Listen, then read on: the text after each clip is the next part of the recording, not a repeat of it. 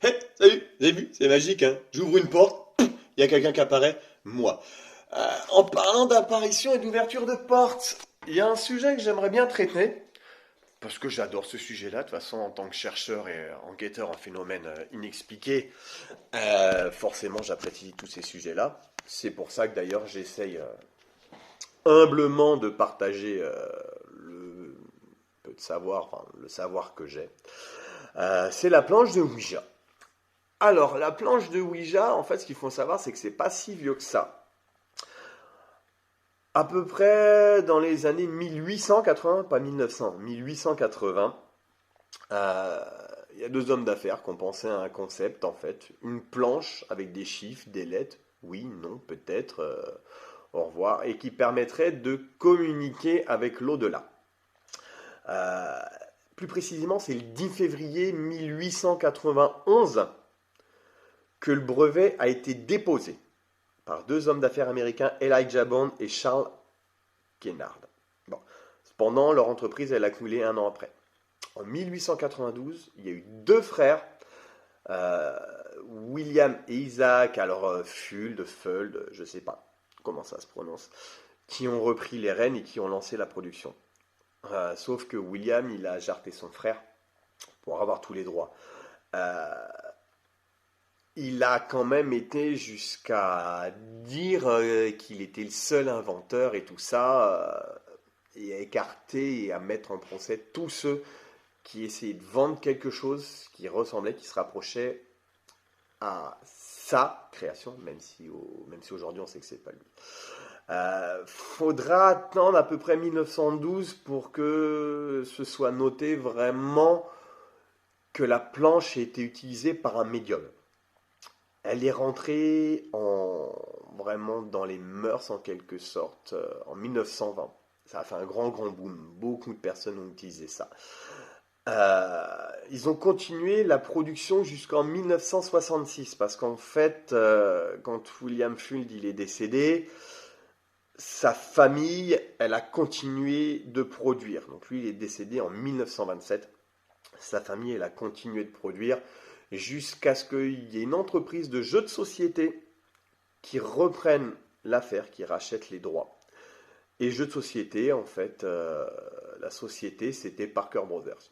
Donc c'était vraiment vendu au rayon jeux de société. Les gens offraient des planches de Ouija à leurs enfants, comme on leur offre une console ou des choses comme ça. Un jeu de société, la bonne feuille, Monopoly, trucs comme ça. Donc voilà. C'était vendu comme un jeu de société.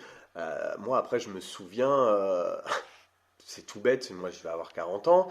Euh, Quand j'avais 10 ans, dans les années 90, moi je voyais mes parents, quand il y avait des invités, trucs comme ça, c'était ils tapaient un Scrabble, ils tapaient un jeu de tarot, choses comme ça. Bon, pas le tarot cartomancie, hein, mais voilà, ça faisait des jeux comme ça. Aux États-Unis, eux, non, c'était la planche de Ouija. Ils prenaient ça, ça les amusait. Donc voilà. Alors la planche de Ouija, ça s'appellerait Ouija et ça se prononcerait de base en fait Ouija.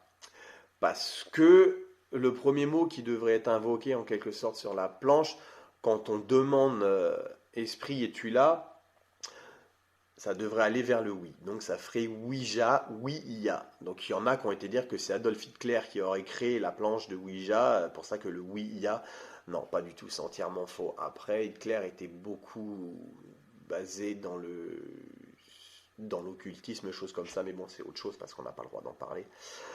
Donc bref, pour revenir au fait que c'est pas un jeu, et que même si vous vous mettez autour avec des amis, donc la manipulation est simple, hein, vous vous mettez autour, vous allumez des bougies, voilà, tout le monde touche la goutte et vous posez des questions. Par contre, ce qu'il faut pas oublier, il y a plusieurs règles essentielles. Il faut rester poli, il faut rester courtois, il faut pas rigoler. Surtout, ne posez pas de questions dont vous n'êtes pas sûr de vouloir la réponse. Ça peut être très dangereux. De toute façon, moi je pars du principe que la plupart des entités ne voient pas le futur. Mais bref, Ce qui est bien, c'est pareil, c'est de ne pas invoquer, n'invoquez pas un esprit, que ce soit du spiritisme ou quoi que ce soit, n'invoquez jamais. Prenez une entité de passage. Demandez bien s'il y a quelqu'un de présent, mais ne convoquez pas. C'est très dangereux parce que déjà, c'est comme si on vous réveillait en pleine nuit et c'est pas forcément agréable. Si vous convoquez quelqu'un, c'est que vous ouvrez sciemment une porte. Et là, c'est dangereux. Et surtout, n'oubliez pas de remercier l'entité et de dire au revoir. Ne paniquez pas, surtout. Donc voilà pour le fonctionnement et les règles d'or, je dirais, de la planche de Ouija. Si on veut parler des ancêtres de la planche de Ouija, il n'y en a pas nécessairement. Il y a eu plusieurs sortes de divinations. Euh, Certains qui qui mettaient des lettres sur des cubes ou des sigles sur des cubes, qui les jetaient, ils essayaient de former des mots, ils essayaient de voir des signes. Il y a eu, je crois, de mémoire, ça doit être l'hépatomancie, où c'était la divination dans le foie des animaux sacrifiés. Donc voilà. Pour finir, j'aimerais bien terminer sur une petite anecdote. Donc Elijah Bond, euh, il y a quelqu'un qui a recherché sa tombe, donc un collectionneur d'objets Ouija et tout ça, qui a cherché sa tombe et il l'a retrouvée en 2007. Alors ça me fait marrer parce que Elijah Bond, la tombe a été retrouvée en 2007, Bond 2007. Ouais, c'est nul, mais bon, moi ça me fait. Voilà. Donc bref, en fait, quand le collectionneur a retrouvé sa tombe, il a gravé en fait une planche de Ouija sur sa tombe. Donc voilà, c'était une petite anecdote sympa plus ou moins parce que voilà, ça peut être de la profanation pour certains. Moi j'ai trouvé ça marrant. Donc voilà. Bon bah j'espère que ça vous a plu. Si vous avez d'autres questions par rapport au Ouija ou autre chose, bah n'hésitez pas à me les poser. Si vous avez d'autres renseignements qui vous semblent importants sur les planches de Ouija, bah c'est pareil, n'hésitez pas à me le dire. Donc voilà, c'était Katon, je vous dis à ciao pour une prochaine vidéo.